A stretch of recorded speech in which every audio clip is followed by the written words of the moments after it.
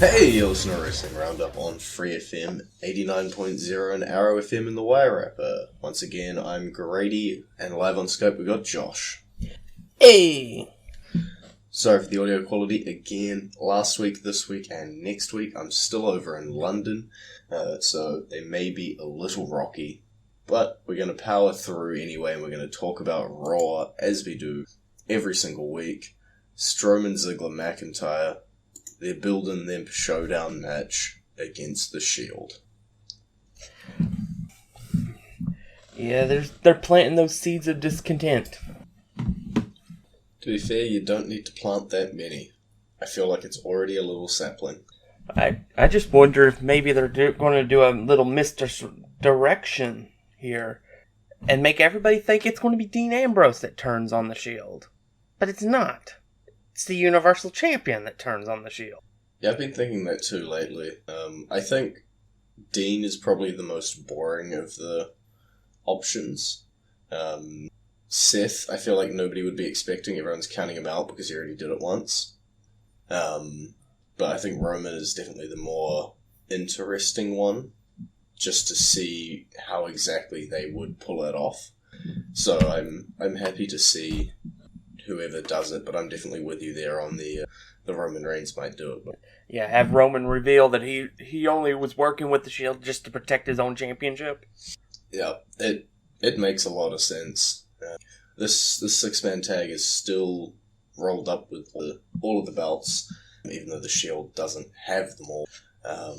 So I can't imagine this being a long-time feud, just because it has all of the belts in there. You know, you don't want to tie up your Intercontinental, your Universal, and your tag team in a feud that goes for 6 months. That seems like bad business. That being said, this is the first time we've seen the Universal title in a long time. So maybe. Finn Balor, he's just spinning his wheels.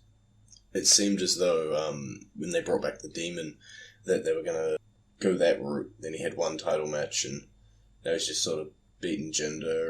Can't quite get in on the six-man tag action, so I'm going to imagine that Finn is actually going to be winning the wings and jump in as the next contender after this whole six-man feud is over. It's a very apt question there. I do not know. There's quite a few different people who can jump into that number one contendership role, but we do have to get through this six-man feud. And I would imagine that if Roman Reigns is involved in the breakup, either by being screwed or by doing the screwing, that would immediately set his number one. Anyway, whether it be Seth, probably not Seth if he still has the Intercontinental title. So, yeah, we'll have to wait and see on that. The Riot Squad, they took out the Bellas and Natalya, even without a slightly unconscious Liv Morgan. I say slightly unconscious. It's kind of hard to be slightly unconscious. But Brie, with her second screw-up in as many weeks, decides to kick Liv in the head. Don't know what the longer-term implications are. The shorter-term implications was being out of the match. I'm not blaming Brie. That was just an accident that happened. Yeah, it's hard. Obviously, accidents happen, but when accidents keep happening, people keep blaming you, whether it is your fault or not. People were just looking for a reason to hate on the player. Yeah, they do anyway. Yeah, but it was just an accident, and that's all it was. But I don't know of Liv's status going forward. I don't know if we've had any official words on it, because that match, with obviously Natalya swapped out for Ronda Rousey, is the match that we have booked for Super Showdown, so I'm going to assume at the moment that it is going to go ahead as planned, until I hear otherwise. Connor, Chad Gable, do we even need to talk about that match? I really, really, really hope that the end of this storyline is a Bobby Roode heel turn. It makes a lot of sense to me. In that it seems as though Bobby Roode is that type of character who just always wants the spotlight. And then he's teamed up with Chad Gable, and Chad Gable's getting all the cheers. He's getting in on the entrance thing. So imitating him. Yeah, I can definitely see the Bobby getting infuriated with Chad Gable, leading to an explosion. And I think that is where we're headed with this. I'm firmly in that camp. I'm firmly in a lot of camps today. And hey, the Ascension picked up a win. Their first in probably 6 years. I feel like it's noteworthy, and we have to mention when the Ascension picks up a win. Yeah, rare moment, but it was a singles win, so it's not that impressive. It might actually be Connor's first singles win in a long time. Has he ever had a singles win? Probably on Superstars, or like random extra shows. It'd be kind of disappointing if that was his first singles win ever. Dolph Ziggler, Drew McIntyre, although they are embroiled in the 6-man tag feud, they are still dealing with it as well. Yeah, still bothers me that they're the champions. I really wanted WWE to go outside the box and have the Revival come out and interrupt the title match. Even if it only meant the B team was going to be the champions for one more week. Which, by the way, since they lost the titles? No, they're too busy crying. They can't handle their defeat. To be fair, that's what we expected to happen, right? As soon as they lost the titles, they were no longer relevant and they fall off the face of the earth. Yeah, they got replaced by the Shield very quick. Yeah. They gone. Forever. Which is sad, because they were entertaining as hell. But it was clear that they were just a temporary act. I would have liked them to stick around. There's like nothing about their gimmick that said that they had to leave now. So I don't know. I feel like it could have kept. But yeah, for now, I don't know who's going to be officially challenging for the titles next. After Showdown, I'm going to assume some combination of either the Revival or the Shield. I would be very happy, even though I love the fact that Drew McIntyre has a title, I would be very happy if we could shuffle the titles out of that feud. I'm pretty sure I've expressed my discontent with having the titles, every single title, embroiled in the one feud. So if we can shuffle the tag titles out or shuffle the Intercontinental out, I'd be quite happy. Bobby Lashley versus Elias. Still the feud going on. And then a reminder that at Super Showdown it'll be Bobby Lashley and John Cena teaming together against Elias and Kevin Owens. What? I thought Kevin Owens quit! Card subject to change. They've really messed up that storyline. Just a little. Just a little. I'm not going to say this yet. Yeah, the Kevin Owens stuff definitely got kind of confusing.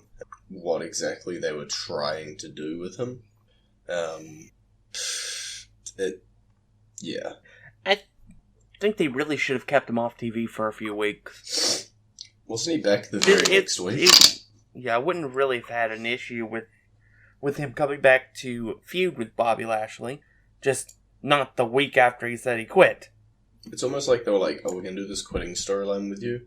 And the next week they were like, what have we got Kevin Owens doing? Nothing? Nah, we'll put him on the show. Like, they just forgot they were doing it. Also, after an intense search, I can now confirm that was Connor's first singles win on the main roster. So, claps for Connor. Back to the other K name, Kevin Owens.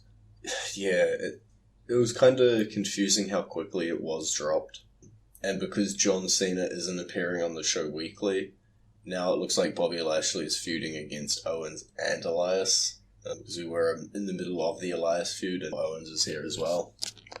So, yeah, I know Bobby can take them both. That would be kind of disappointing if Bobby beats both of them. Especially ahead of a tag team match with John Cena later on down the line. Nia Jax, she's to me, still got nothing, right? Sure, it was a match with Alicia Fox, but she's not... She's even on the Evolution card, is she? I don't know. Though I don't think the card is fully fleshed out yet. True. Sorry, booked as of yet, should I say.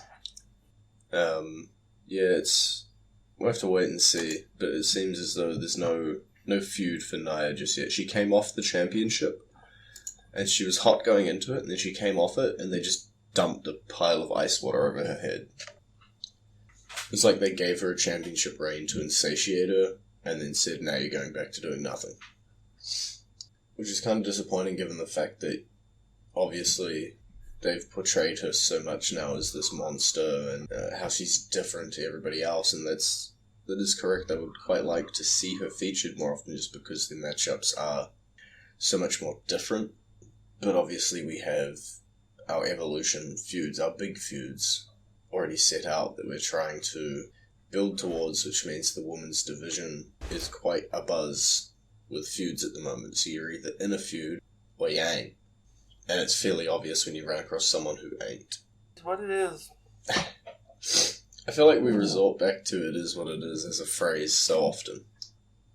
Usually when we're disappointed in something but know that we can't change it.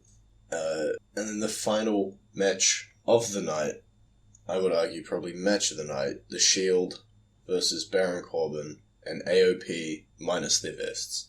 Yeah, it was a good match. It's definitely something we've wanted to see with AOP versus Shield. I do like the way Baron Corbin is currently throwing his weight around, though. That's a good thing. Yeah.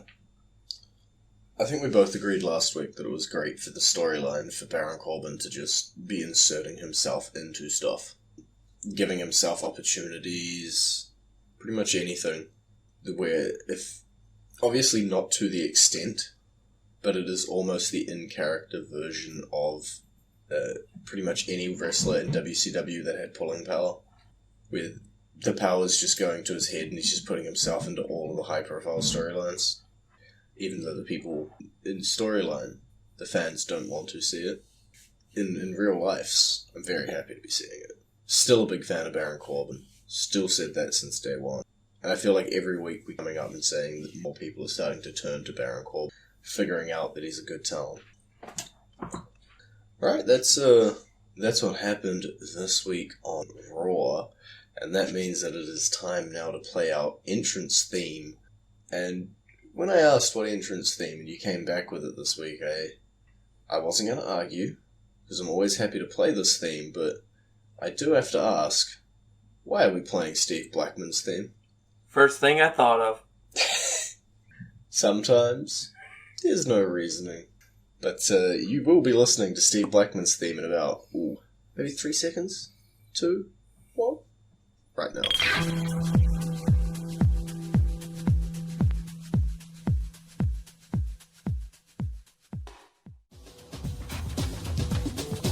And you're back with the Wrestling Roundup on FreeFM, ArrowFM, Grady, and Josh. That was Steve Blackman's theme for absolutely no reason. And now, SmackDown. R-Truth, Carmella, they're sticking through their Mixed Match Challenge team.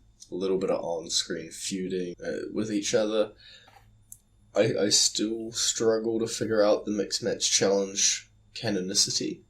Just because it looks like it's not canon and a whole lot of stuff happens on towards canon, and all that's important is that The Miz ended up crashing the segment, build the Daniel Bryan-Miz feud further. I'm sorry, I can't help but think about this tag team and think it was just a few weeks ago that R-Truth wanted to pin Carmella to get a United States title match. Yeah. I wonder now, in hindsight, if they knew their Mixed Match Challenge teams ahead of time and were setting that up. It almost seems like it had to be, at least for that team. It would seem really weird if it wasn't, and that comment was just out of nowhere. Though a lot of what they do with R-Truth is out of nowhere, so maybe it was pure dumb luck. But now, as a complete story, it's pretty hilarious. But Truth TV, didn't last too long. The only thing really of note in terms of the words fired back and forth, because we know, I'm sure this will appear in the video package, Daniel Bryan mentioning now that the championship is brought into the feud contendership match, that he has a new fire, that he has unfinished business with the championship. He only got to defend it once, I think he said. So, just noting that. I think The Miz has won both encounters they've had so far. The mixed tag and the singles. And I think we were also predicting The Miz to win the number one contendership as well. You know what? I'm flipping the script. Oh, we had to flip. I'm going with Bryan to win that match, but The Miz costing him the number one title. Okay. Which gives him reason to continue the feud going on forward. And then The Miz eventually wins either a number one contender match, or just straight up gets put into a match with AJ for the title and wins it. At the Rumble. Probably at the Rumble. While Daniel Bryan is winning the Rumble. And then we get him at WrestleMania. Okay. Is there any particular reason that's made you flip on that? Just the fact that we have to stall for so long, or the fact that Miz has won so many already? Yeah, I think that's it. I think it's... The Miz has all the momentum. Mm-hmm. And eventually it's going to get boring just to see The Miz win all the time. Yeah. And so I think we'll give Daniel one here, but that way it can continue AJ Styles' reign, because The Miz won't let Daniel Bryan win the title. Gotcha. Yeah, I was very much with you. That's why I brought up the fact that The Miz has already won twice. I feel like I wasn't considering that. I was so embroiled in my head already of this is how it is going to go. And there's just so many pit stops now before we get to the Rumble, before we get to WrestleMania. I feel like there's just new ones being added left, right, and center. Heck, WWE could do what they usually do and just turn the next match, make it AJ versus Daniel Bryan versus The Miz for the title. Mm-hmm. And that's where The Miz wins the title. And then the next month or so, that's when Daniel Bryan wins the Royal Rumble. Maybe, yeah. Yeah, we'll have to wait and see exactly how they're going to do it now. A part of me wants to stay steadfast on the script that I've been saying for like the last God knows how long. But the other part of me wants to be realistic. And the other part of me just wants to move on from the Daniel Bryan Miz talk so that we have enough time in the show to talk about everything else that happened on SmackDown.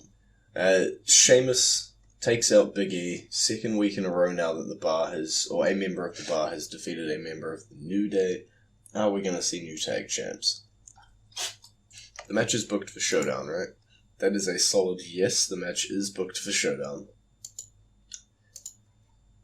Yeah, I feel like similarly to the Miz Bryan discussion we just had, the Bar has all the momentum, they're the ones that keep winning. So whether we see the New Day end up losing their titles, or whether the New Day has to defend them with the power of pancakes and ends up coming out the other end, wait and see. The New Day was still a surprise to me, putting the titles on them in the first place. But the Bar, we've been talking about them for a little while, we're quite happy with the Bar. I like Sheamus, I like Cesaro. Crazy team to have put together, but it's work. So I would be quite happy if the Bar ended up taking the titles here. We'll have to wait and see. But something that we do know we will see the conclusion of soon. Aiden English, Rusev, Lana, the feud is exploding. Aiden English warning Rusev to ask Lana, we're shrouded in mystery. What's gonna happen? What happened in Milwaukee? And is there going to be some damn good matches with this feud? I really don't know. So Aiden was wearing a Happy Aiden Day. Or Happy English Day. Yeah, it's profile pic on Twitter, too. Yeah, it's an interesting feud. I did worry that it happened a bit too soon, or that potentially it was all going to be screwed up. But it seems to be alright.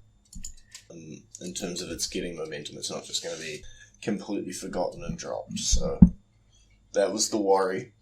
if they're doing it this early, but there seems to still be a solid story behind it.